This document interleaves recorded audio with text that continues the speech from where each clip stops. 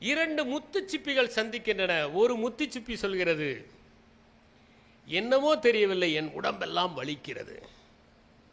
இன்னொரு முத்துச்சிப்பி சொல்கிறது, எனக்கு வலிக்கவே இல்லையே. அந்த வழியாக வந்த ஒரு நண்டு நினைத்து கொள்கிறது, இந்த வலிக்கிற முத்துச்சிப்பிக்கு தெரியவில்லை, அந்த வலிதான் அதற்கு முத்தை அளிக்கப் போகிறது என்று. ஒரு சின்ன மண் துகள் போய் அதில் ஏற்படுகிற எரிச்சலின் காரணமாக அந்த முத்துச்சிப்பியில் உருவாகிற ஒரு வியர்வைதான் முத்து என்பது அதற்கு தெரியவில்லை. வழியில்தான் பல முத்துக்கள் உதயமாகின்றன. நாம் வழியை நிராகரிக்க கூடாது. எனக்கு ஒரு சின்ன உருவக கதை, இது லியோனார்டோ டா வின்சி சொன்ன கதை. பௌர்ணமி நிலவு, ஒரு முத்துச்சிப்பி தன்னுடைய வாயை திறந்து விடுகிறது. உடனே அருகில் வந்த நண்டு ஒரு சின்ன கல்லை எடுத்து போட்டு அது மூட முடியாமல் செய்து விடுகிறது. பிறகு உள்ளே இருக்கிற அந்த சிப்பியை சாப்பிட்டு விடுகிறது. அதிகம் வாயை திறந்தால் ஆபத்து என்பதற்கு லியோனார்டோ டா வின்சி கூறுகிற கதை அது. அளவாக பேச வேண்டும், எல்லோரிடமும் வாயை திறக்கக்கூடாது என்பதற்காக. இன்னொன்று, இருவர் சந்திக்கிறார்கள். நான் இந்த கடற்கரையிலே ஒரு வாசகம் எழுதி சென்றேன், அழிந்து விட்டது. ஒருவன் சொல்கிறான், நான் எழுதினேன், அழியாமல் இருக்கிறதே. என்ன எழுதினாய்? நானே அவன் என்று எழுதினேன், அழியவில்லை.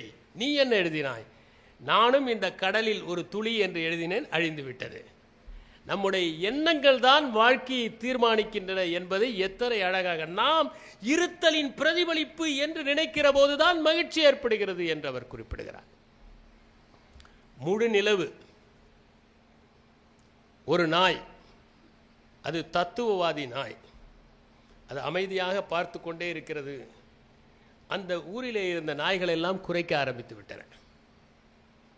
உடனே இந்த நாய் போய், நாம் எதற்காக இரவின் நிசப்தத்தை நம்முடைய குறைப்பால் கெடுக்க வேண்டும், அமைதியாக இருங்கள் என்று சொன்னது.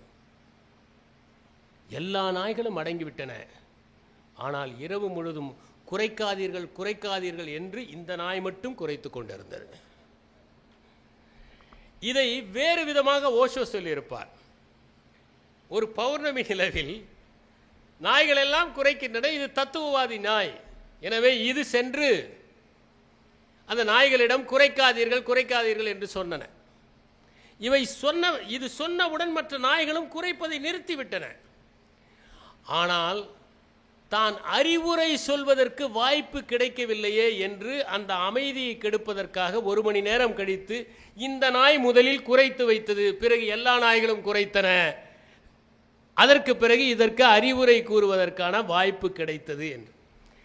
எங்காவது ஒரு பிரச்சனை இருந்தால் தானே நாம் பெரிய மனிதர் ஆக முடியும் என்று நினைத்து கொண்டிருப்பவர்களை இது சூசகமாக சுட்டி காட்டுகிற ஒரு கதை. அதை போலவே ஒருவன் மாதுளம் பழங்கள், மிக இனிப்பான மாதுளம் பழங்களை தன்னுடைய தோட்டத்திலே விளைவிப்பான். அந்த விளைவித்த மாம்பழங்களை எல்லாம் வெளியே கொண்டு வந்து வைத்து, இது இலவசமாக யார் வேண்டுமானாலும் எடுத்துக்கொள்ளுங்கள், என் மரம் தருகின்ற, எடுத்துக்கொள்ளுங்கள் என்று வைக்கிறான்.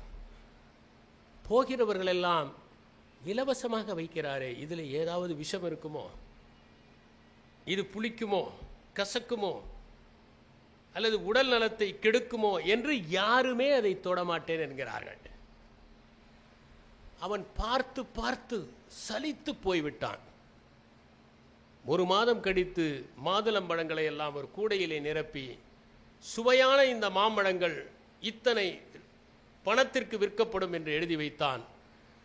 எல்லாவற்றையும் விட, எல்லா இடங்களிலும் விற்கப்படுகிற விலையை விட அதிகமாக வைத்தான். 1/2 மணி நேரத்தில் தீர்ந்து போனது.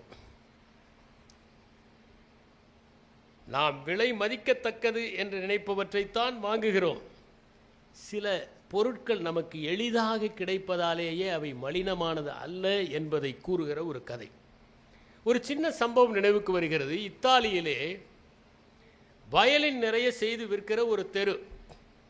அங்கே 3 கடைகள் இருந்தன. ஒரு கடை இத்தாலியிலேயே சிறந்த வயலின்கள் செய்யப்படும் என்று எழுதி வைத்தது. நிறைய பேர் அந்த கடைக்கு போனார்கள் நம்பி. உடனே 2வது கடை இத்தாலியில் மட்டுமல்ல, ஐரோப்பாவிலேயே சிறந்த வயலின்கள் விற்கப்படுகிற கடை என்று எழுதி வைத்தது. இன்னும் அதிக பேர் போனார்கள். மூன்றாம் அவன் பார்த்தான், உலகத்திலேயே சிறந்த வயலின்கள் செய்து விற்கப்படுகிற கடை என்று எழுதி வைத்தான். மக்கள் அலைபோதினார்கள்.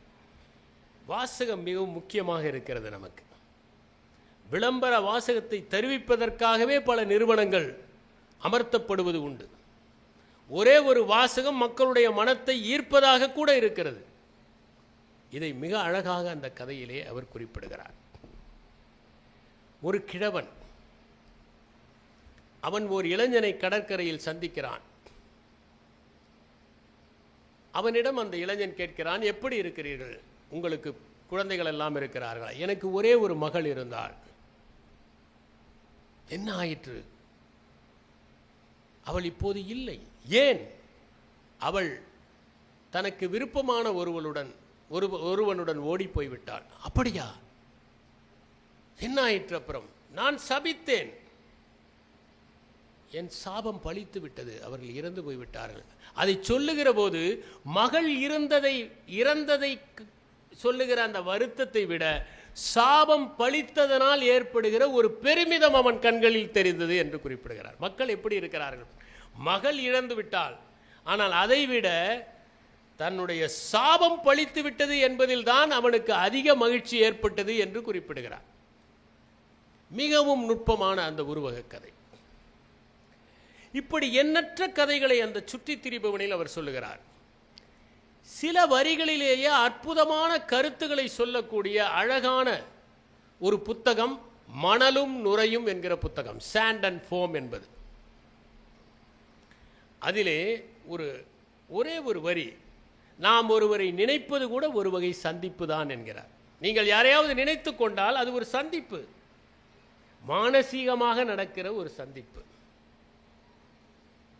7 முறை என்னுடைய ஆன்மாவை நான் மறுதலித்தேன் என்கிறார் அவர். எப்படி?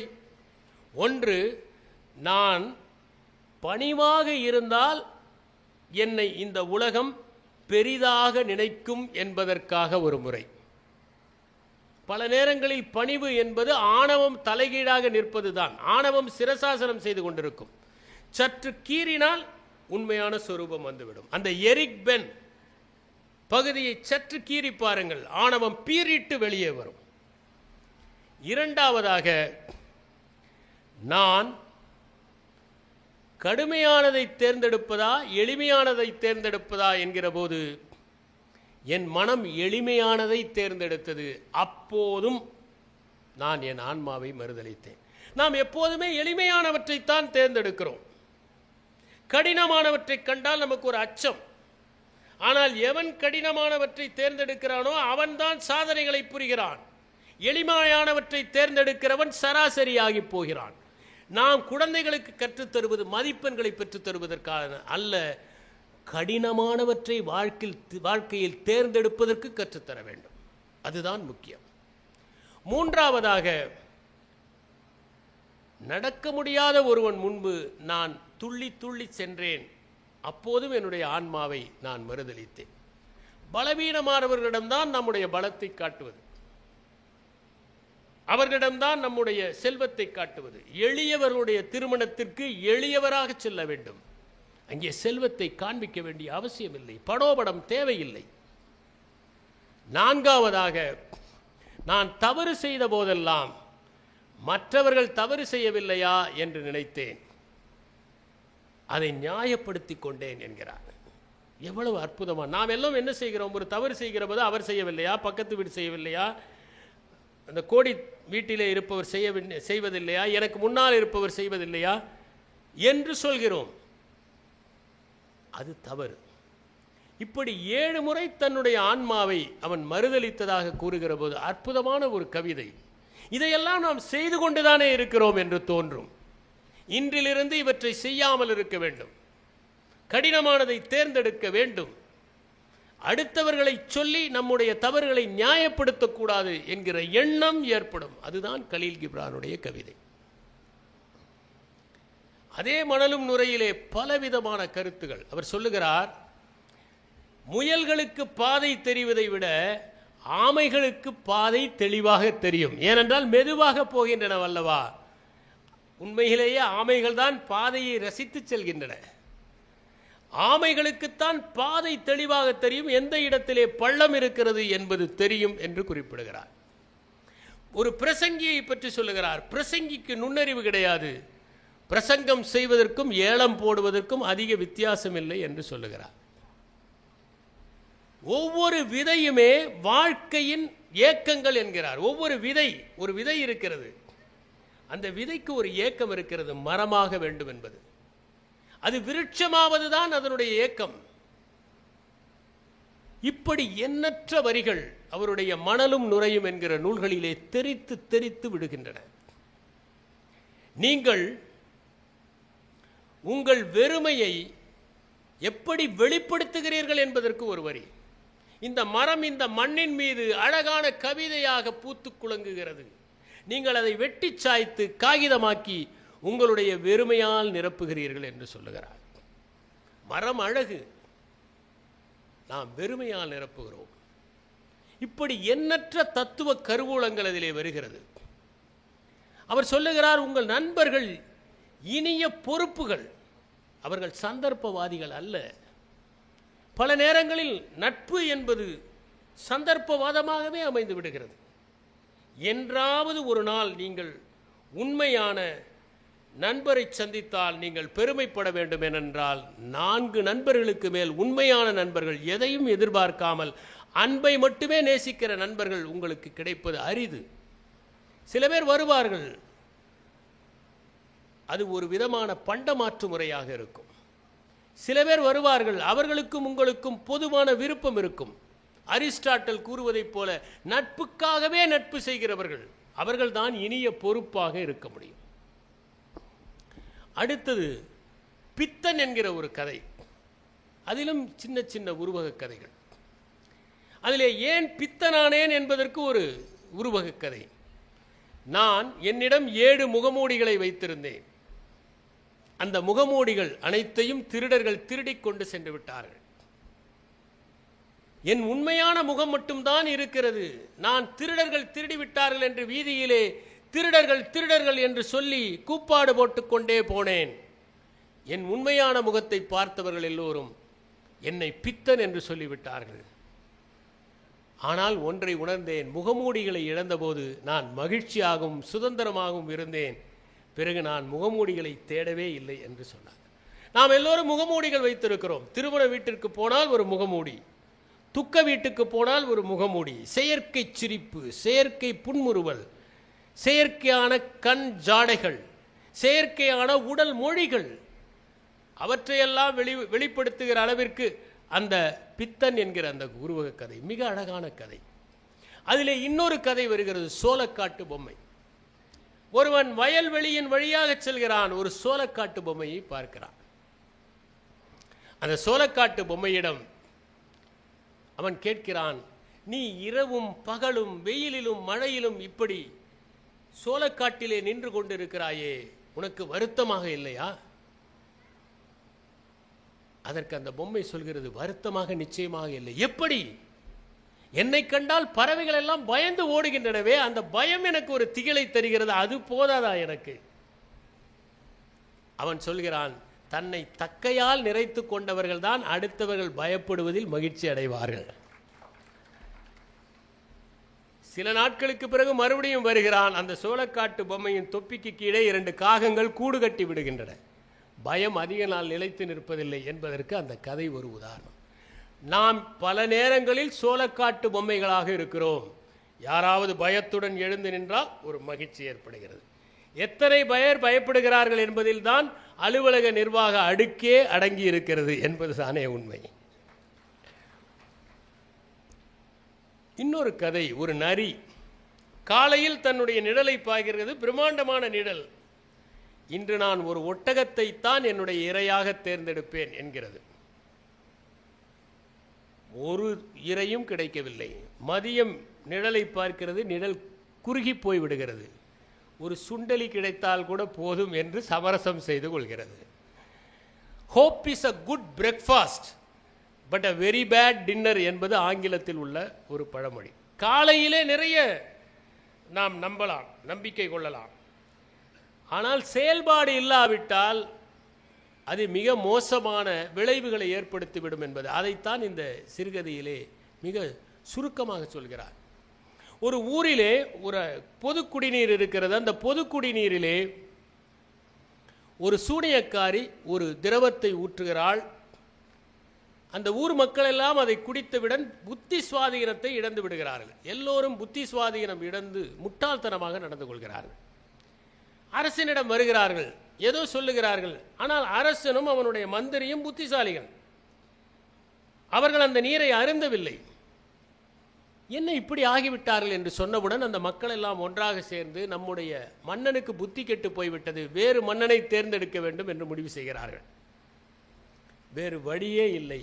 மன்னனும் மந்திரியும் அந்த தண்ணீரை குடித்து விடுகிறார்கள். அவர்களும் புத்தி சுவாதீனத்தை இழந்து விடுகிறார்கள். மக்கள் இப்போது கொண்டாடுகிறார்கள் என்று ஒரு கதையை முடித்திருப்பார். மிக நுட்பமான கதை. ஒருவன் தன்னுடைய செத்த சுயத்தை புதைப்பதற்காக இடுகாட்டுக்கு செல்கிறான். அங்கே மயான பணியாளர் ஒருவர் இருக்கிறார். அவர் சொல்கிறார், உன்னை எனக்கு பிடிக்கிறது, நீ அடிக்கடி வந்தாலும். ஏன்? இங்கே வருகிறவர்கள் எல்லாம் அழுது கொண்டும் புலம்பிக் கொண்டும் அரற்றிக் கொண்டும் வருகிற போதும் போகிற போதும் தென்படுவதை பார்க்கிறேன். அழுது கொண்டே வருகிறார்கள், அழுது கொண்டே போகிறார்கள்.